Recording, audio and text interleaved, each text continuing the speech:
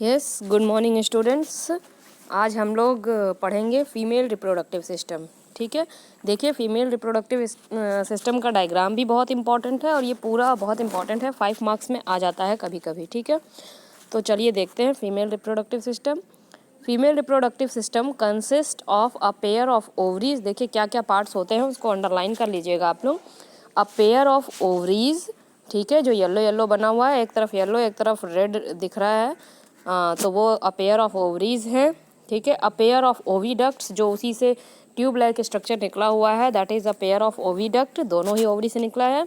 Then uterus, बीच में जो ये बड़ा सा स्ट्रक्चर दिख रहा है that is uterus. Then vagina, पूरा आपको दिख रहा है डायग्राम में। ठीक है, तो it consist of a pair of ovaries, a pair of oviducts, uterus and vagina.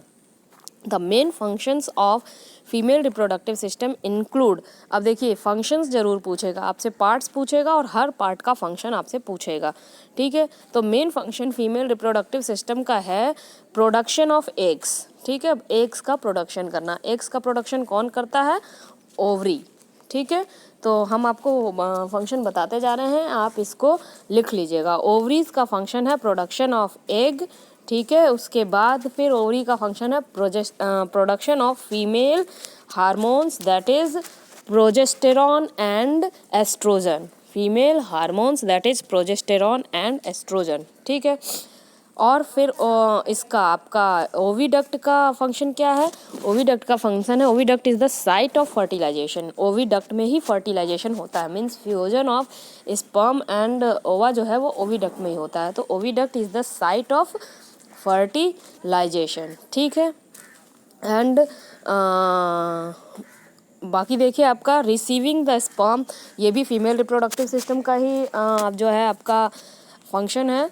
It receives the sperms, it provides the site for fertilization, and it also produces egg, and it also produces female hormone that is progesterone and estrogen. ठीक है, देखिए यहाँ पे नीचे में पूरा अलग अलग फंक्शन भी दिया हुआ है। Ovaries produces egg and egg reaches the oviduct when sperm fuses with the egg, zygote is formed.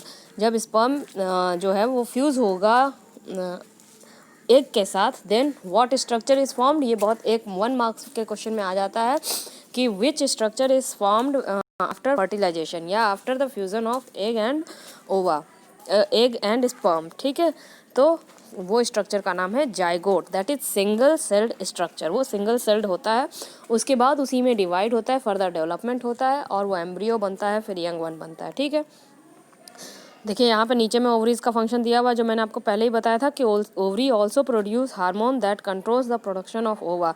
These hormones help in the maintenance of pregnancy. Ovary hormone भी प्रोड्यूस करता है, वो हार्मोन का नाम नहीं दिया हुआ है, लेकिन आप हार्मोन का नाम लिख लीजिएगा। हार्मोन है प्रोजेस्टेरॉन, जो कि आपको अगले चैप्टर में मिलेगा, और एस्ट्रोजन। ठीक है, अब देखिए नीचे आपको देखना है how fertilization takes place. Fertilization कैसे होता है, तो ये डायग्राम है फर्टिलाइजेशन का। देखिए पूरा आपको अभी हम आपको वो पढ़ा रहे हैं, पहले ये डायग्राम देखिए आप। दिस इज स्पर्म, ये जो पीछे पूंछ टाइप का निकला हुआ है ये स्पर्म है, यहाँ पे बड़े में भी दिया हुआ है ये स्पर्म है, और ये ओवा है। स्पर्म में मैंने आपको पहले ही बताया था, स्पर्म के जो हेड पे जो सरफेस है उसमें एंजाइम्स प्रेजेंट होते हैं, जो कि स्पर्म और ओवम के लेयर को क्या कर देते हैं, ब्रेक कर देते हैं या हटा देते हैं उसको, और जो इसका न्यूक्लियस है वो ओवम में घुस जाता है। देखिए ओवम में 2 न्यूक्लियस हो गए, ये आपस में फ्यूज़ होंगे और फिर क्या बनाएंगे, सिंगल सेल्ड जाइगोट बना देंगे। This is the process of fertilization. तो ये डायग्राम भी कभी कभी आ जाता है एग्जाम में और पूछ लेता है कि ये इस डायग्राम का नाम क्या है, तो इस डायग्राम का नाम है प्रोसेस ऑफ फर्टिलाइजेशन, या कभी कभी बोल देता है कि प्रोसेस ऑफ फर्टिलाइजेशन का आप डायग्राम बनाइए। तो दोनों तरीके से आप इसको पढ़ेंगे। चलिए अब हम लोग ये देखते हैं how does fertilization takes place. Fertilization takes place in the initial part of the oviduct. देखिए ओविडक्ट में ही, ये बहुत इंपॉर्टेंट क्वेश्चन है कि फर्टिलाइजेशन कहाँ होता है, फीमेल बॉडी में फर्टिलाइजेशन कहाँ होता है, तो फीमेल बॉडी में फर्टिलाइजेशन होता है ओविडक्ट में। ठीक है, when the sperm and ovum, male and female gametes fuse, their fusion is called fertilization. उसी फ्यूजन को फर्टिलाइजेशन बोलते हैं। Since it takes place inside the body of female, it is called internal fertilization. चूँकि ये fusion जो है mail और female gamete में वो फीमेल बॉडी के अंदर होता है, इसलिए इसको बोलते हैं internal fertilization. During this process the nuclei of sperm and egg fuse to form a single nucleus. इस प्रोसेस में जो न्यूक्लियाई है, आप इस डायग्राम में देखिए, दोनों न्यूक्लियाई आपस में फ्यूज होते हैं और फिर बनाते हैं एक single nucleus. The resultant single cell formed after fertilization is called zygote.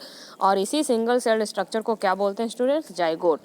The zygote contains the nuclear part of the sperm from the father and the egg. Zygote जो है न्यूक्लियर पार्ट फादर का भी contain करता है और mother का भी contain करता है, ठीक है। It is the reason that a child has some characteristics of the father and some characteristics of the mother. और यही रीज़न है कि जो चाइल्ड जो होता है उसमें कुछ कैरेक्टरिस्टिक्स अपने फादर के होते हैं और कुछ कैरेक्टरिस्टिक्स अपने मदर के होते हैं, ठीक है।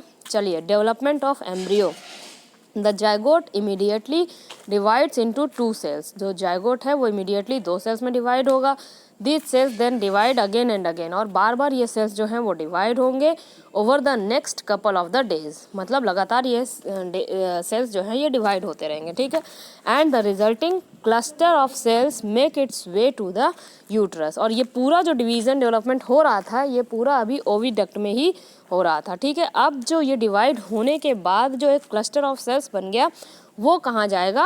वो जाएगा यूट्रस में। यूट्रस को वोम्ब भी बोलते हैं, ठीक है। वो ओविडक्ट से यूट्रस में जाएगा। This cluster of cell is called embryo. और इसी क्लस्टर ऑफ सेल्स को बोलते हैं एम्ब्रियो। यहाँ से भी 1 मार्क्स का क्वेश्चन बन सकता है कि एम्ब्रियो किसको बोलते हैं। तो the cluster of cell that is formed after the further division of the zygote is called embryo, ठीक है।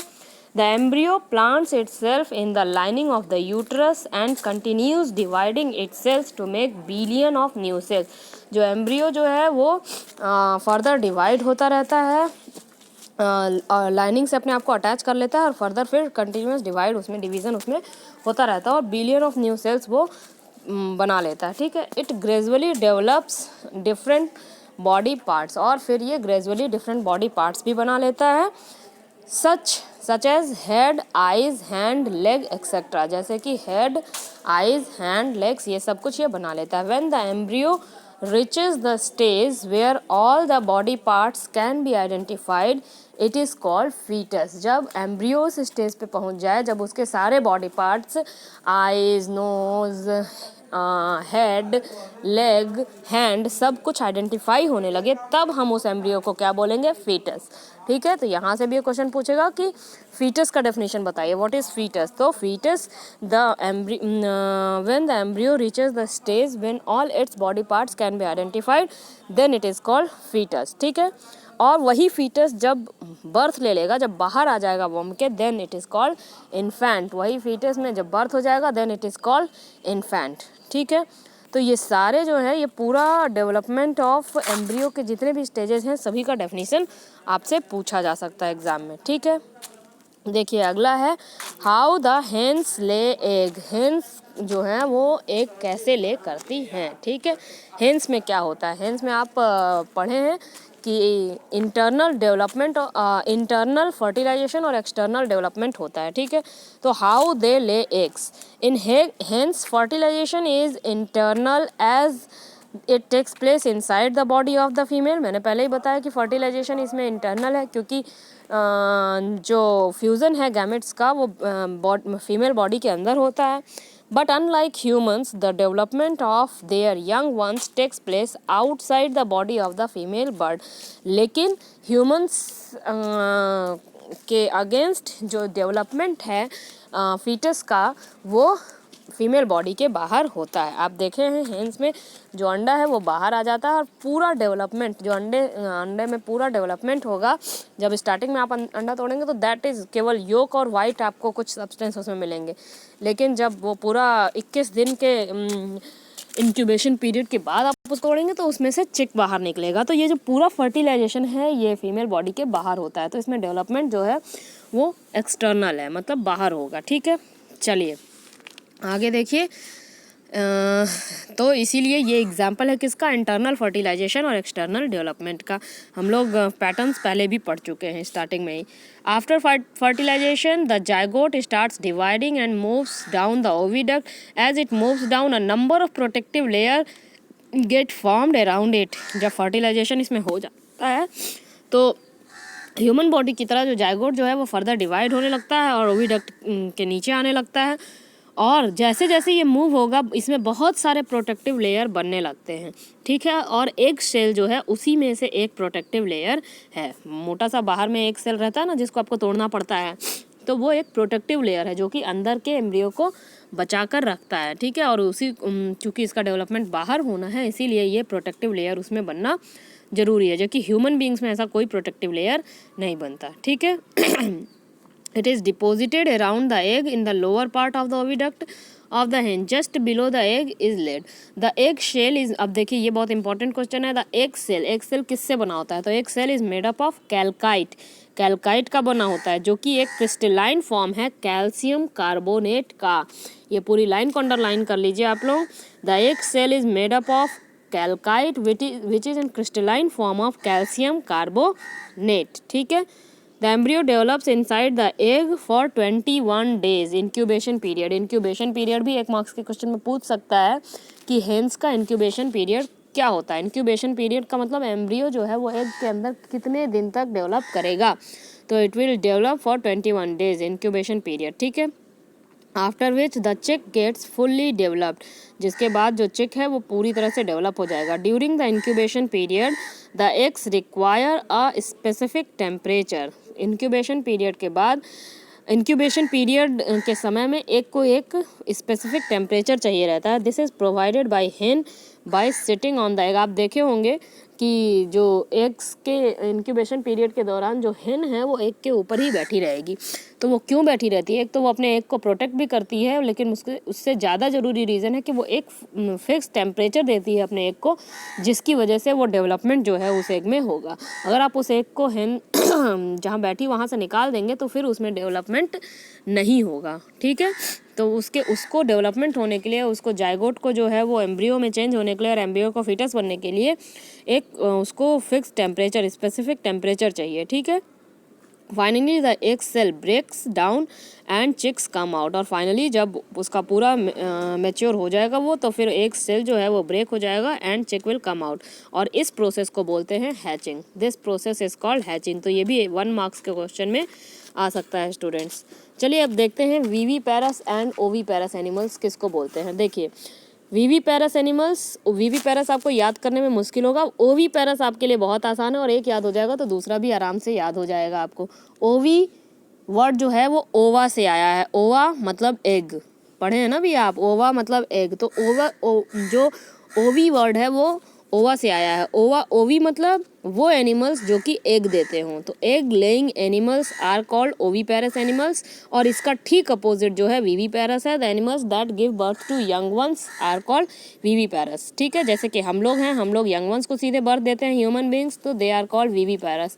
और जैसे बर्ड्स हैं, रेप्टाइल्स हैं, they lay eggs, okay, then they are called oviparous, ठीक है। तो ये हो गया आपका वीवीपैरस, ये भी आपके 2 मार्क्स के क्वेश्चन में आ जाता है। तो ओवीपैरस और वीवीपैरस का यही है जो है आपका डिफरेंस है, इसको देख लीजिएगा आप लोग। ये लास्ट टॉपिक आपकी बची है, journey from young ones to adults.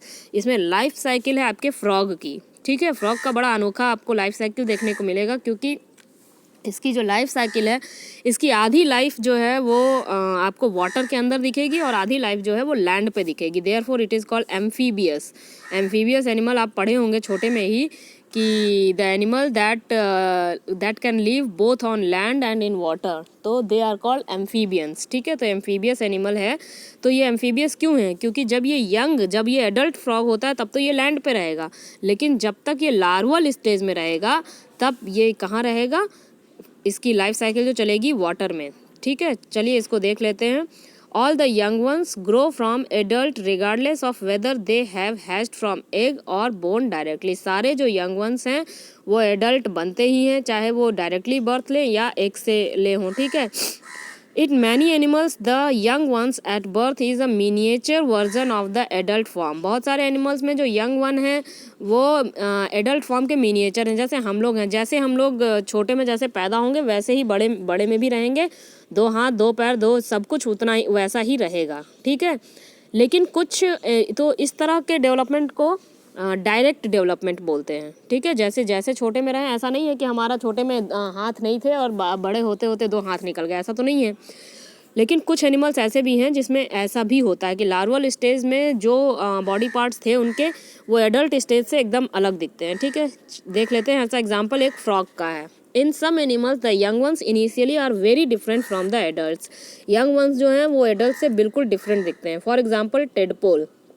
Tadpole क्या है स्टूडेंट्स? टेडपोल जो है वो फ्रॉग का ही लार्वल स्टेज को टेडपोल बोला जाता है, ठीक है। आप इस डायग्राम में देख सकते हैं कि लार्वल स्टेज जो टेडपोल स्टेज है वो कैसा दिख रहा है फ्रॉग का, और जो एडल्ट फ्रॉग है वो कैसा दिख रहा है, ठीक है।